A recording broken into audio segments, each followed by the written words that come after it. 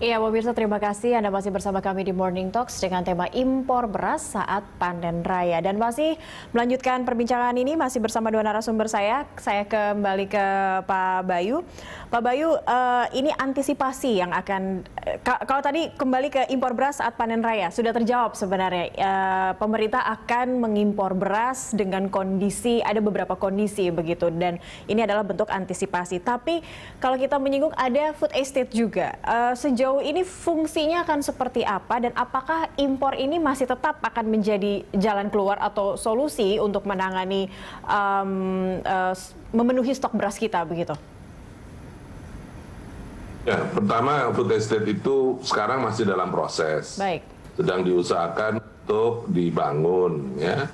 Dan juga luasannya masih relatif terbatas. Saya lupa yang sudah tercetak kalau nggak salah belum sampai 10.000 hektar. Ya, jadi kalau 10.000 hektar, katakanlah dengan produktivitas mungkin bisa 4-5 ton, berarti masih 40-50 ribu ton ya, produksinya. Dan kita tahu bahwa di food estate ini yang untuk padi, kalau saya tidak salah di Kalimantan, dan kalau kita tahu juga Kalimantan bukan sentra produksi padi, dan dengan demikian mereka defisit sebenarnya dari sisi neraca perberasannya. Jadi saya duga, kalaupun misalnya akan sudah berproduksi, sekarang belum, food estate itu belum berproduksi, belum pada musim ini, ya, mungkin juga belum pada musim depan. Jadi kalau berproduksi, mereka akan bisa memasok daerah sekitarnya yang ada di Kalimantan. Tapi tadi skala yang kita bayangkan, Indonesia itu konsumsi berasnya sekitar 2,5 juta ton per bulan.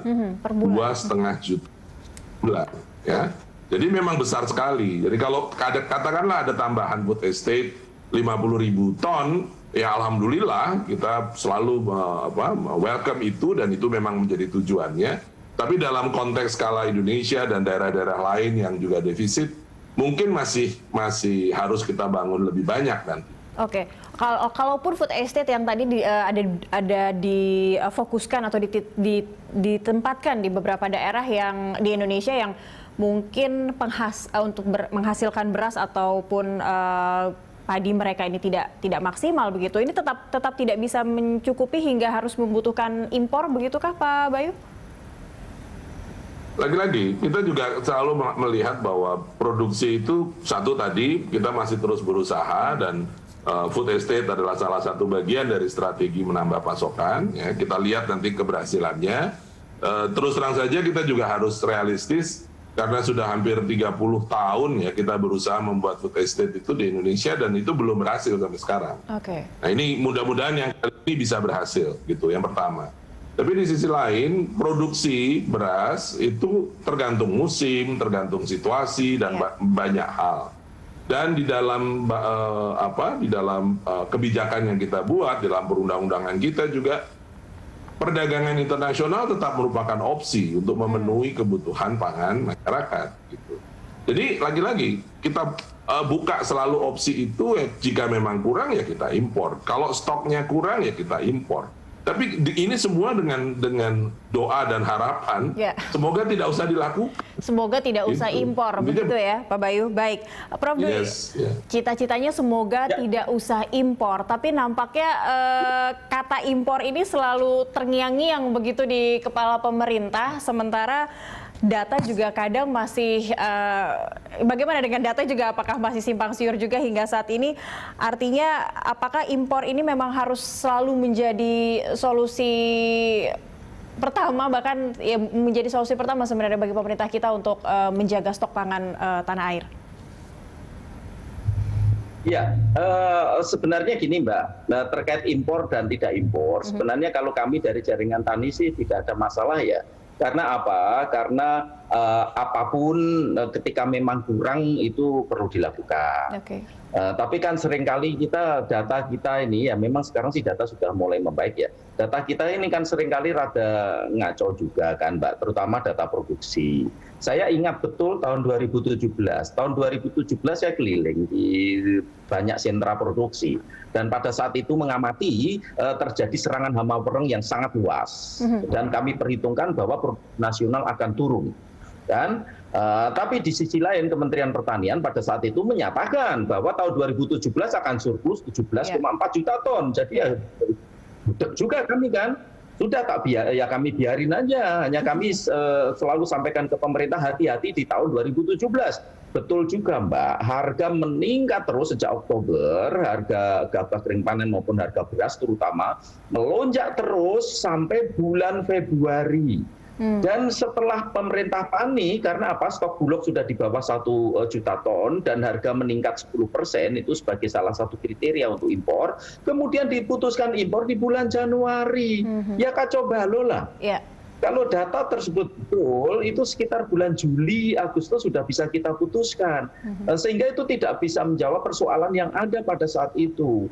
Dan itu terjadi juga di tahun 2015. 2015 keputusan impor sampai bulan September belum diputuskan juga. Lalu bulan Oktober juga belum diputuskan bahwa dinyatakan surplus beras 10 juta ton. Akhirnya November diputuskan, Mbak. Beras impor masuk di bulan November sampai Maret tahun 2016. Sementara baru kabar impornya saja ini sudah bisa membuat harga di pasaran ini naik turun dan berantakan. Baik, Prof. Dwi, kita dapat poinnya. Terakhir ke Pak Bayu, artinya impor sebenarnya tidak masalah karena kita tidak menginginkan masyarakat Indonesia kekurangan pangannya khususnya dari beras begitu. Tapi sebenarnya antara data ini juga harus diperhatikan betul-betul agar niatan impor ini juga tepat datangnya, tepat waktunya begitu. Ini apa yang betul-betul harus diluruskan ke depannya kalau mengatasnamakan impor sebagai antisipasi? Yang pertama, tadi saya agak luruskan dulu, impor bukan solusi pertama. Baik. Solusi pertamanya justru kemudian juga kita harus jaga supaya petani kita tetap bersemangat menanam padi dengan meningkatkan produktivitas mereka dan lain-lain. Kita juga melakukan terobosan, mencoba untuk melakukan terobosan dengan membuat program seperti food estate dan sebagainya. Nah, jadi bukan solusi yang pertama. Kemudian yang kedua, tadi yang dijelaskan oleh Pak Mas Dwi Andreas, nggak boleh telat ngambil keputusannya. Jadi sekarang yang penting posisinya sudah clear bahwa oke, kita sudah bersiap jika diperlukan sudah bisa dilakukan dan ini membutuhkan operasional teknis yang tidak sederhana. Tadi berapa jumlahnya yang diimpor, dari mana, kapan waktunya, masuknya pelabuhan mana, dan semua ini membutuhkan kecepatan, ketepatan, dan kesigapan dalam nanti mengambil keputusan pada saat memang harus sudah dilakukan. Dari posisi berjaga-jaganya sudah clear di depan. Baik, panen raya tinggal di depan mata, kita tinggal menantikan, tapi impor juga berjaga-jaga begitu ya. Siapa tahu kita memang kekurangan stok pangan, pemerintah sudah punya solusinya. Baik, terima kasih kepada dua narasumber saya, Pak Bayu Krisnamurti dan juga Prof. Dwi Andreas Santosa telah bergabung bersama kami di Morning Talks pagi ini. Sehat selalu. Terima kasih.